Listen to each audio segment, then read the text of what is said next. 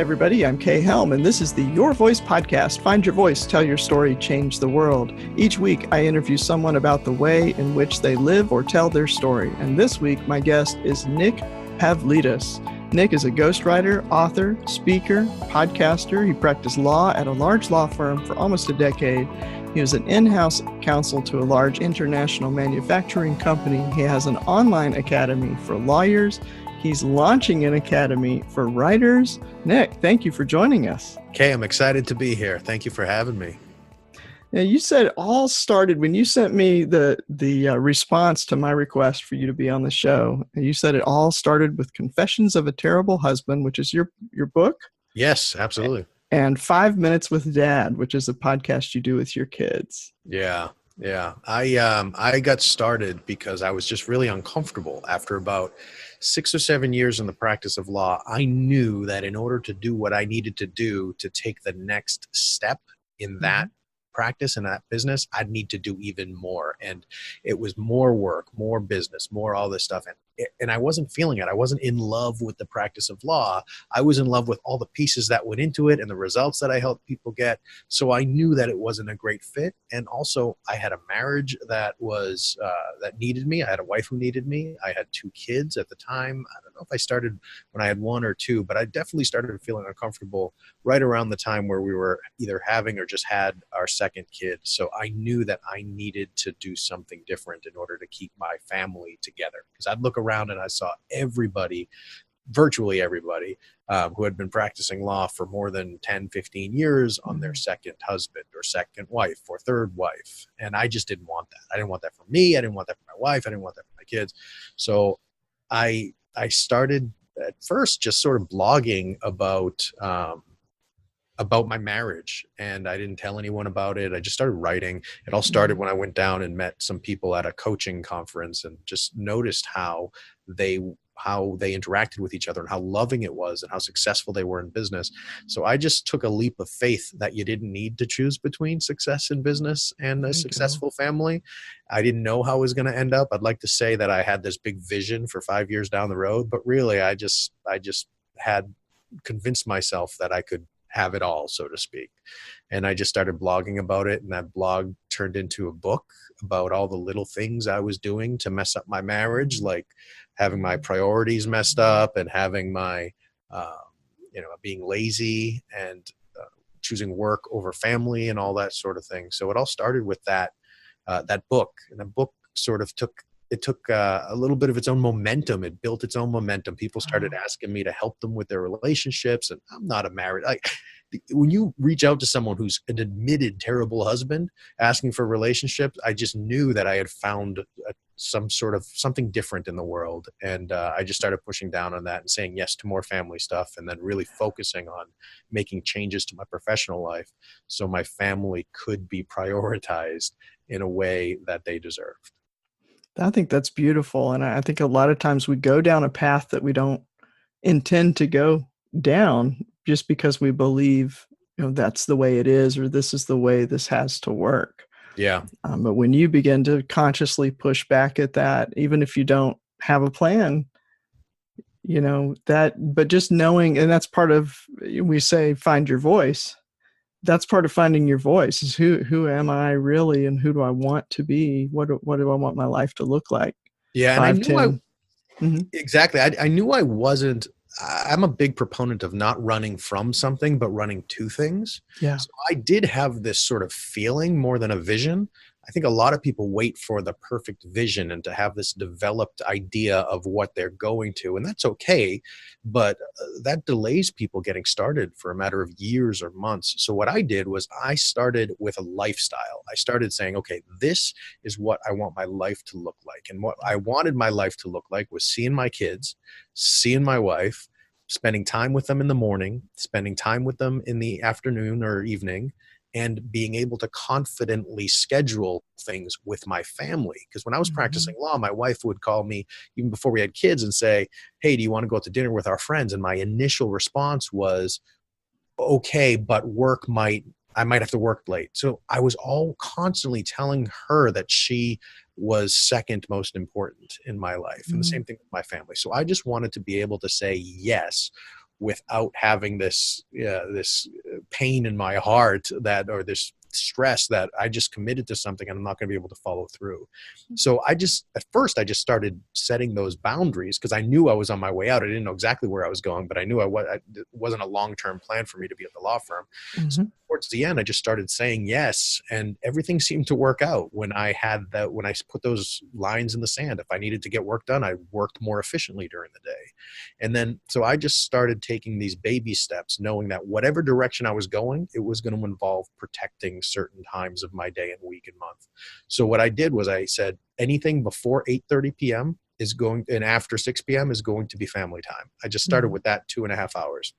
So when I found a job that would take me closer to Massachusetts, closer to where our family is, I called and I spoke with the person, that were a client that I had introduced to my law firm. I said, hey, are you looking for another lawyer to help you? And she said, no. And I said, well, I know you're busy. I know you get a lot of work. You could use the help. How about bringing me in as a second lawyer? It was 23 operating companies, lots of employees and stuff like that. There was one lawyer and she was using a lot of outside lawyers. I said, how about you use me as a second lawyer? And she said, well, we don't really have a budget for it. So I knew, again, I didn't know where I was going, but I knew that the three things that I wanted were control over my schedule, and to be closer to family, and to be able to be home within a certain amount of times. So I said to her, I don't care what you pay me. So if I don't care what you pay me, but I only care about three things, could you hire me? She's like, well, let's see what the three things are. I said, number one, I don't want my email on my phone. When I'm home, I'm home. You have my phone number. You can call it if there's a real emergency, but I want the default to be, I'm going to send Nick a message and he's going to get back to me in the morning, unless it's an emergency. So I want to be home, peace of mind. I don't want my email on my phone. I want a set schedule. So I want to be able to get home for dinner and to be with my family until 8:30. And then I want no weekends. Again, if there's an emergency, then you know how to reach me, but I just want to have peace of mind in my house and not constantly worry. So she said, okay, that's weird. No one asks for that these days, but how about, so she got back to me a few days later and said, you know what, we eked out a little bit of a budget. How about that? So I took a 50% pay cut for that, but I knew it was in the right direction. I knew it was sort of a low hanging fruit type of job. And I knew that the money would come eventually, but that I needed these three things for my family. So then I took that 8:30 p.m. time and built what I'm doing now at night and on the weekends when the kids were in bed. And that allowed me the confidence to schedule client calls, to schedule writing time, to schedule coaching time. So I could actually put some structure around a business, even if it meant I'm doing it at 9 p.m. Oh, that's great. I mean, that carving up the time and not having the email on the phone, that's huge. And I think we're so tied to our email and we just jump anytime the phone rings, or not just rings, but buzzes. It does anything at all. Exactly. And that's the thing. Like I still at this time, I really didn't know what my voice was. My voice wasn't Confessions of a Terrible Husband. Because people have serious problems. They cannot get marriage advice from me. And I tell them here, don't get marriage advice, but here are some resources when people reach out. Or I'll say, this is what worked for me, but hey, I'm a regular guy.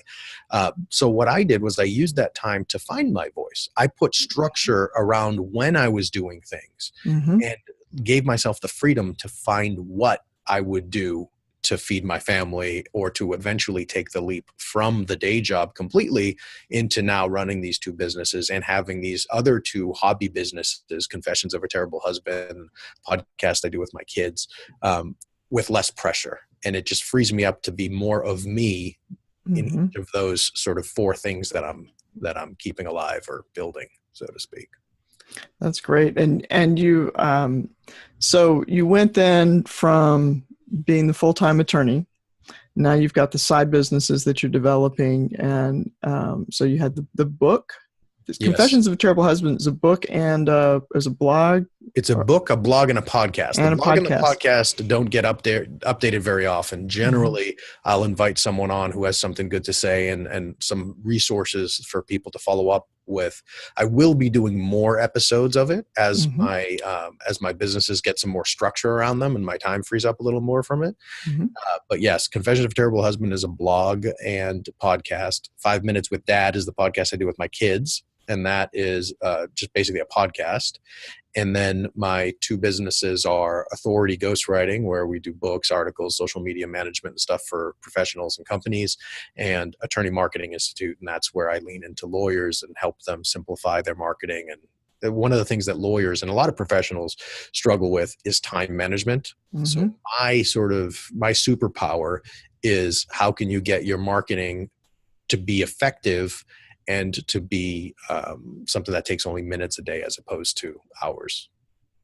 Yeah, that's great. I was looking around at your website, and on the Marketing Institute website, you make the comment of, we help you turn social contacts into real life contacts. Absolutely. And that's really the truth with any business. It's building relationships like you and I'm talking with you now, not because you sent me some cold emails, because I've known you for a while and I like you and you're my friend.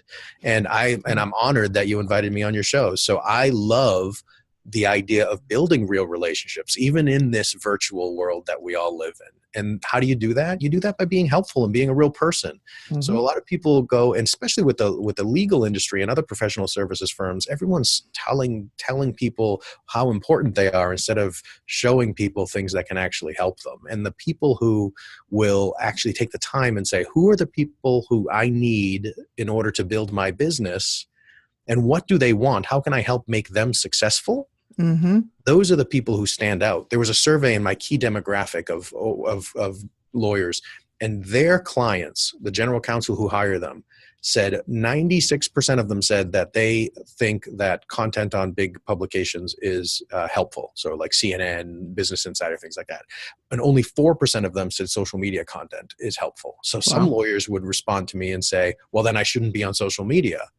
To which I replied, no, you need to be. I mean, that's the easiest thing. You only need to be better than 4% of the people to do better, right? So learn about your clients. So I help them learn what their clients really want and how to make their clients successful, and then share things in a way that makes them the guide to bring their clients success. And when their clients need lawyers, then they call them. So I love the idea of, how can I take what we do offline, being helpful to each other, being friendly to each other, and make the online version of it so that way we can have our social profiles working for us.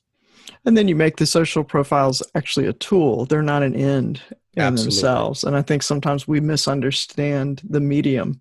Yes.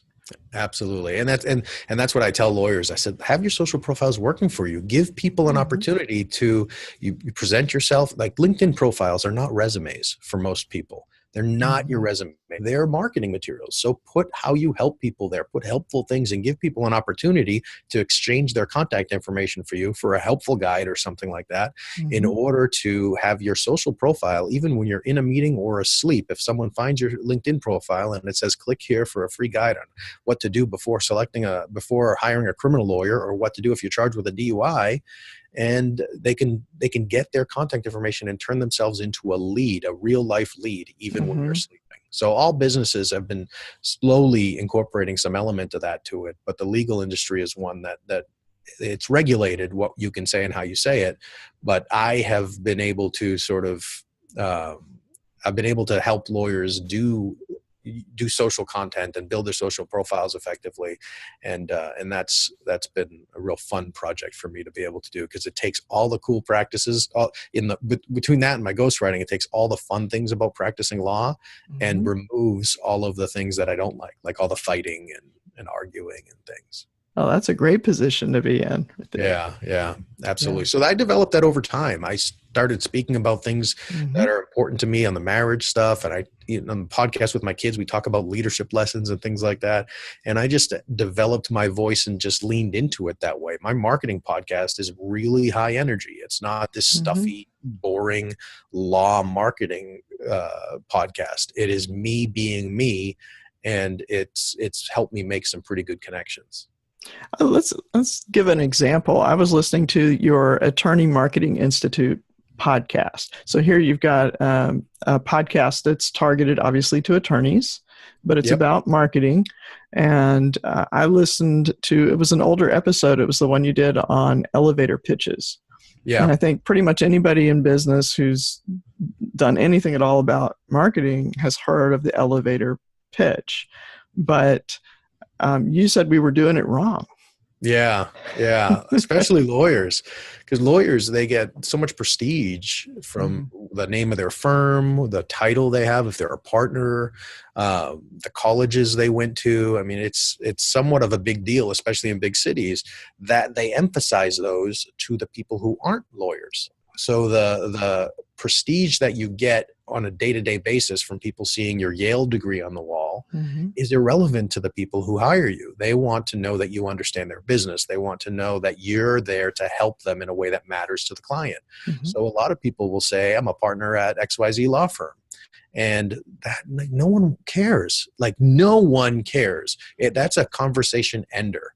But if you say, I help general contractors get a better return on their, or I help general contractors save money on construction projects. Well, how do you do that? Then you start a conversation. So the elevator pitches aren't designed for the conversation, or it shouldn't be designed so that the conversation that you get in only lasts as long as an elevator ride. It should be something where the doors open and you go out, you walk out together and you continue the conversation. So I love helping lawyers break through that noise and sort of reverse the thinking that they have that their degree matters and things. So I do it in a bit of a joking way, but I very frequently say nobody cares in what I'm when I'm talking with lawyers, either in person or on the podcast or whatever. Nobody cares where you went to school.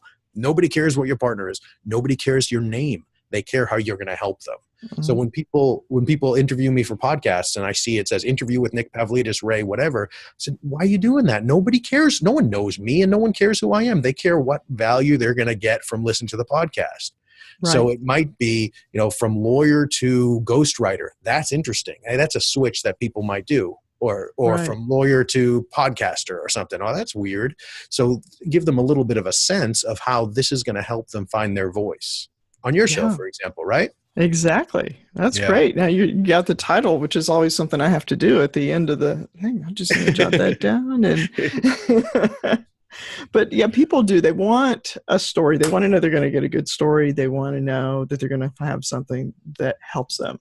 Yeah. And it's always what's in it for me. And that's not a selfish question. That's just me sorting through my day. I have a limited amount of time. I have a limited amount of funds and energy and all those things that, make up our life.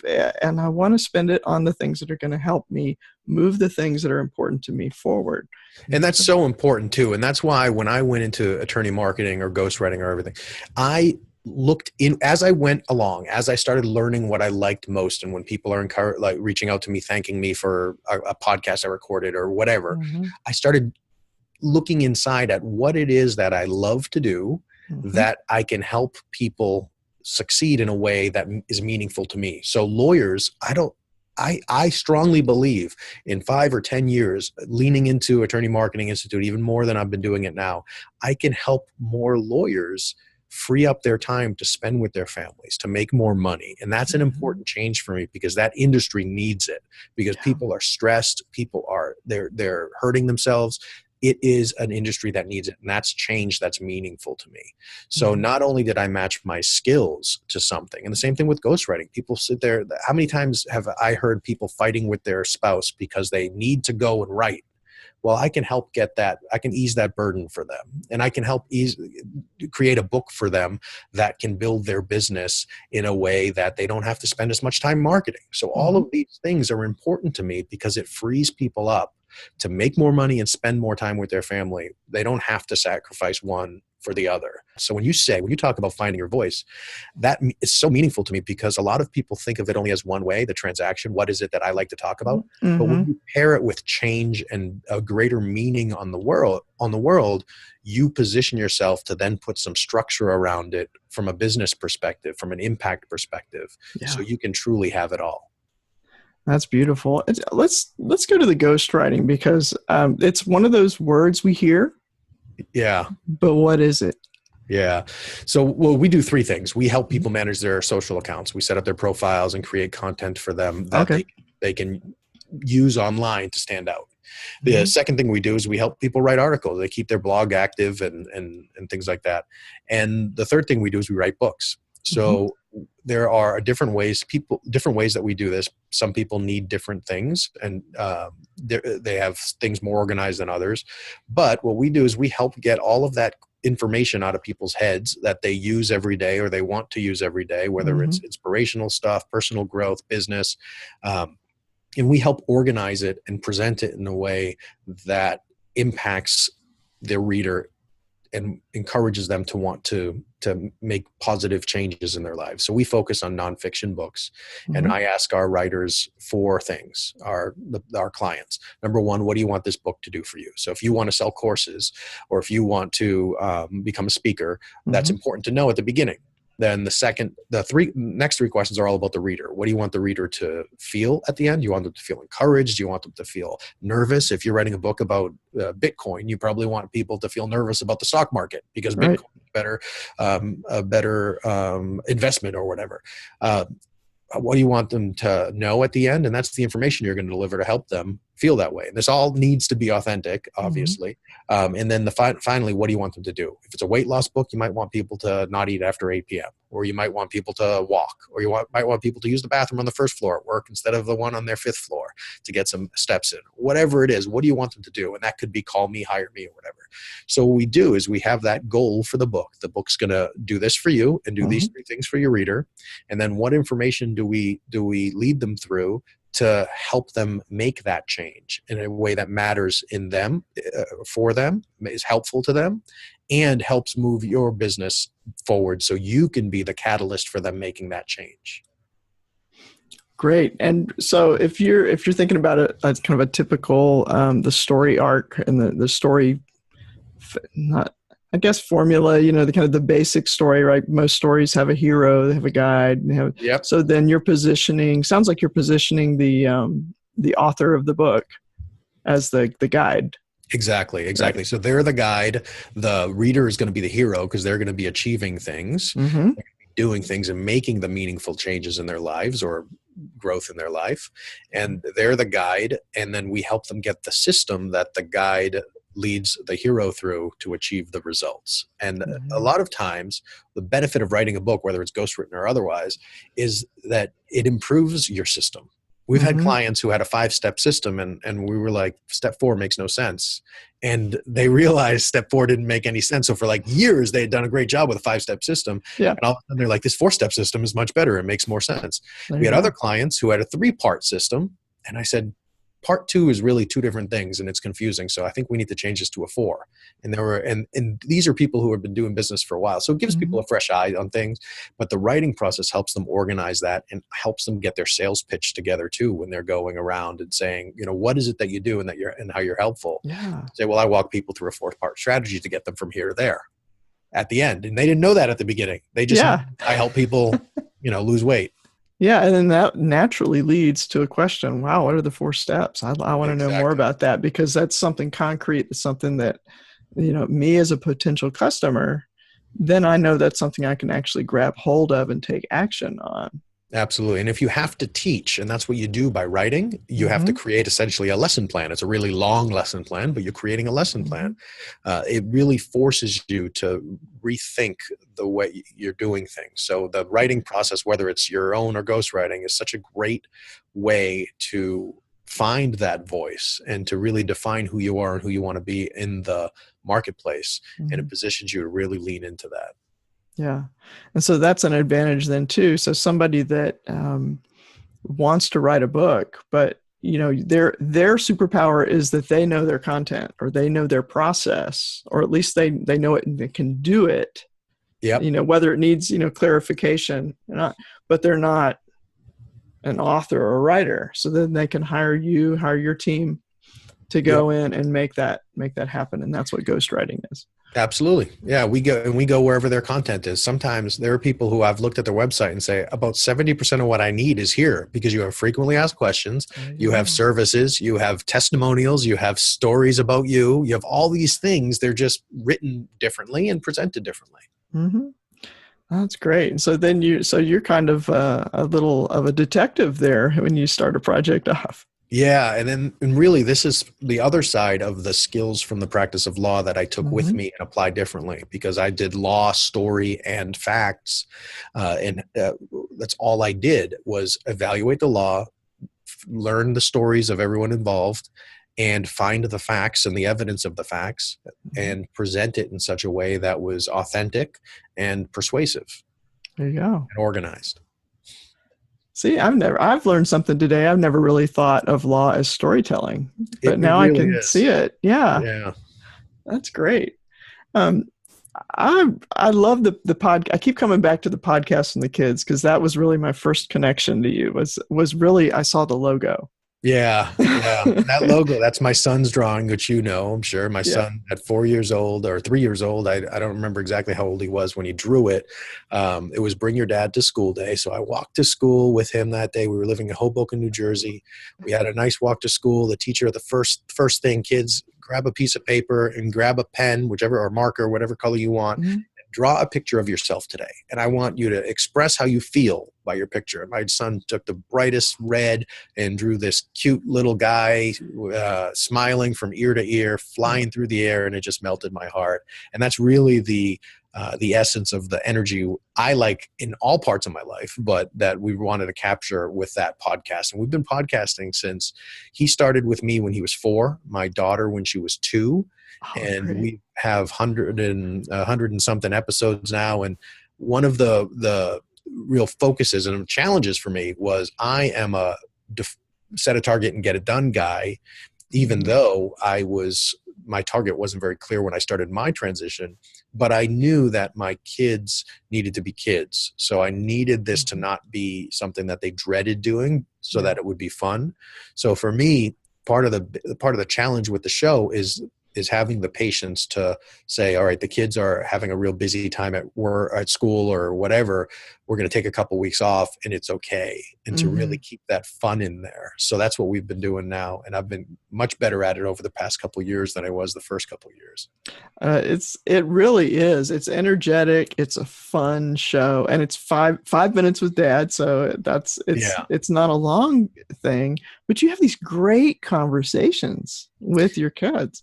Yeah. Yeah. I have fun talk. I like to call it a leadership podcast led by Hmm. kids. So we talk about, I read a lot of personal growth. I'm in mastermind communities. I interact with, thought leaders like yourself online and things like that. So I get great lessons. I learn great lessons from all different areas of my life. And I just like to talk to my kids about that in a way that doesn't make it seem like dad's preaching to them or something. Hmm. So, hey, let's just talk about something I learned. What do you think about this? Can you teach people about this? And I just end up having really fun conversations with them about things like leading by example. Like my daughter, she Hmm. ran a race and her cousin didn't want to run it, but when she took off like a bolt of lightning from the start line, her cousin ran after her, and I talked to her. I said, you know what, that was leading by example, because she didn't want to run, and you ran so fast and so hard, you were so determined that she just ran right there. You motivated her, you inspired her to do it. How great is that? So we have these fun conversations about topics um, that we probably could have behind the scenes, but it gives us an opportunity to have some fun with it and encourage other parents to spend a little extra time talking about these topics. And we really take our responsibility, or what we do as a responsibility, Hmm. because there are a lot of conversations that can get started about topics, and we like to keep it light, fun, but sort of, I guess, sneaky educational. I love sneaky educational. That's awesome. That'd be the new genre. Yeah, exactly. I would sign up for that. That's good. But what you're doing there too, I mean, it's great. It's a great parenting podcast because you're really modeling Yeah, how to talk to your kids. and we have some good conversations off air because of it too. 'Cause I'll Hmm. talk to them about, hey, remember we did a podcast about this, and they'll say, oh yeah, and then we can sort Yeah. of have these conversations that are about the podcast, but really they're parenting. We've been really, really blessed to have some good feedback. We were ranked one of 11 podcasts that every kid should listen to by Parents Magazine, which was incredible. That's huge. Yeah. Yeah, so we've had some parents really loving it, kids like it. Yeah. And the reason it's 5 minutes with dad, because when you bring that up, it's because it's hard. It's hard to record with kids. You put a microphone in front of a kid and they're falling off chairs. I mean, sometimes we just leave it in there. Like the kid, you just hear a big thud and, my daughter fell off the chair, and we pause it, but we don't delete it, and then make sure she's okay. And then we talk. So it's goofy. It's high energy. It's fun, but there's no way it could be 45 minutes with that. I mean, it is, it takes about 45 minutes to get their attention for about 10 tops. So, yeah.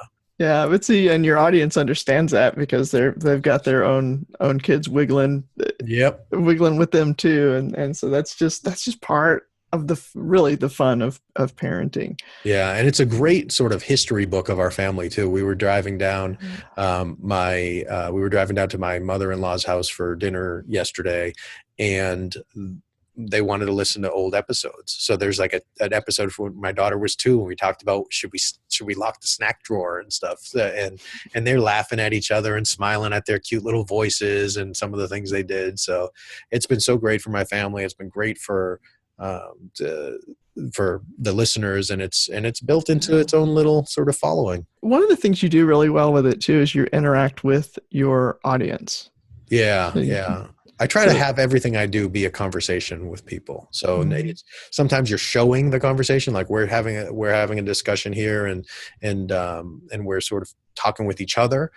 With the audience, I try to not necessarily translate, but I try to emphasize things that could be helpful to both the kids and the parents about why we're talking about our 5 senses and how it can save you from danger by smelling smoke and things like that. So I do try, and I love being a teacher. That's what I love. Everything I do now is teaching something, whether it's teaching other people's methods through books or teaching marketing and things like that. But everything I like to do is sort of teaching and putting things in context of, hey, 5 senses, this is a fun conversation. If you already know your 5 senses, here's a different way to think about it, perhaps. And you'll feature other kids. I think you've had child entrepreneurs on, and you've featured products and all kinds of cool stuff happening. Yeah, we try to share a resource like a toy, a game, or something that can help parents or kids have some good-natured fun, so to speak. And we feature, usually it's our friends' kids, where someone will say, hey, my son has a YouTube channel. You might want to talk to him because it's just cute and fun or whatever. Yeah. We don't do a ton of that, but we do it from time to time. And then if our cousins or kids' friends come over, we'll make sure the parents are okay with it, but we'll ask if they're okay with us doing a podcast episode. My kids love having cousins and friends over. They just think it's so cool that they have this little microphone set up and podcast, and it becomes a networking tool for the kids. Yeah, that's right. Kids, and especially in this day and age, they've got to get that networking and what it's all about. Yeah, absolutely. Absolutely. That's really it. And so your kids, you said you started when they were how old? 2? My daughter was 2 and my son was 4, and now they're 6 and 8. So now it's I'll have some episodes where I started with both of them because my 2-year-old she was still learning how to talk. So but now I like giving them a little more leeway. My son runs the sort of recording system. He likes hitting the record button and things like that. And my daughter, she's starting to get into that sort of thing too. So as they get older, it's been fun to talk about different things and to sort of let them lead a little bit more. A lot of fun. So what's next for you? You've got a lot of things going on, and you have the Academy for the attorneys, but you had mentioned that you were also going to do one for writing. What's that going to be like? Yeah, so what I'm continuing to build out the Attorney Marketing Institute online academy. And so that's basically a subscription service for lawyers to become almost a marketing director and almost a wellness director. And I don't want to emphasize that because there's not a ton of that, but I want to add more of that in a box. So we have guided meditations that some of my friends one of my friends had recorded just for us. But we also have, how to set goals, how to use social media. We're going to do public speaking and writing and things like that, courses by subscription. What we want to do, and I have a very small team now, which is great, virtual help, but they're helpful. build the same thing for writers. So people who want to build a writing business like I have, and share the contracts that I've used. Obviously, they have their lawyers take a look at it, but it can save them some headache to say, this is sort of what's worked for another person, how to find clients, how to target the right clients, how to find your voice, your writing voice, what to write, and things like that. So we're going to train people who want to be writers to find clients, to write effectively, teaching some of our systems on how to write a book, the 4 questions and what that means, some outlining things. So I'll be building that out towards the end of 2018 and launching that live to help writers do what I've done, if that's what they want to do next in their careers. That's great. We'll need to have you back on when you're ready to launch that. Absolutely. Because I know folks in our audience would be interested in that. Sure. Absolutely. Yeah. And we will have links to everything that we've talked about, all the podcasts and all the resources and everything. It'd be a long list this week. Yeah. I have a lot of fun. But it's good stuff. I love it because you didn't just kind of throw it all out there in one box, which I think is important. It's that way you've targeted the things that you're doing. The podcast with your kids, you have a site that's all that is. Yeah. And I try to keep the things a little bit separate. The Confessions of a Terrible Husband and 5 Minutes with Dad, it's really important to me that I didn't build a big business on top of them, because I want them to be fun and impactful in a way that doesn't need dollars to keep it going. The 30 Ghostwriting, that's more of a service related business where we're performing services. So that's a very time consuming business. And Attorney Marketing Institute is more of an educational public speaking type of thing where I'll come in and speak or do some consulting, but it's not lot of ongoing work. So I have different pieces of me, more of a not passive, but not work intensive approach to the Attorney Marketing Institute, a very work intensive approach for now for Authority Ghostwriting. The writing courses and things like that will be similar to Attorney Marketing Institute. And then the 2 sort of hobby, family, I guess, why related, the reasons why and how I do what I do brands with Confessions and 5 Minutes with Dad. And I would encourage people to go to the show notes and check out the links, just to see the way that you do that, the way you have separated out, because you really we talk about niche markets. Yeah. You do that really well. You've identified who's my audience for each one of these businesses, each thing that you're doing. Thanks. Yeah. And you target that, and you're not mixing them up in a way that causes confusion or kind of the muddy message, Yeah. And that's important, because you can make your life a lot easier by knowing what to say. And you know what to say by knowing who you're talking to and how you can help them become successful. Right. And so you do that really well. And so I would encourage people to check Nick out for that, but also for the actual services and the actual podcast that you do. Nick, thank you so much for the time today. Thanks for being on the podcast. And do, let me know when you're ready to launch these. I'm sure I will know anyway, because we talk online, but that will be really interesting to see how you do that, because I think that's it's different from what I've seen out there for writers. Yeah, so a lot of writers there's a lot of how to write a book and how to find freelance writing gigs and things like that. But what I wanted to do is say, look, this is the sort of the playbook of how you build a real sustainable business, and lots of growing pains, and there's lots of and hopefully people can learn from sort of my successes and my mistakes, and even one of the things when I am launching it, I'll be sort of documenting my launch, so if people do want to launch their own sort of thing, they can learn from that too. So I'm going to sell people my sales process, apparently. Yeah, it'll be fun. It's obvious that you do love to share and teach what you're doing. It's kind of like a come along with me on the journey, which is great. Yeah. And I love it. I love doing that, just because the impact you can have by helping people sort of like with what you're doing, helping them find their voice, and some of what I'm doing is helping them perhaps put some structure and direction to their voice. It's a pretty good place to be. Well, great. Thank you. And we will talk to you again later this year. Sounds great. Thank you. Okay. So make sure you check the show notes at yourvoicepodcast.com. All the links we talked about are there. Please consider leaving a review on iTunes or wherever you listen to podcasts, and that will help other people find the show. I'm Kay Helm. Until next week, this is the Your Voice Podcast. Find your voice, tell your story, change the world.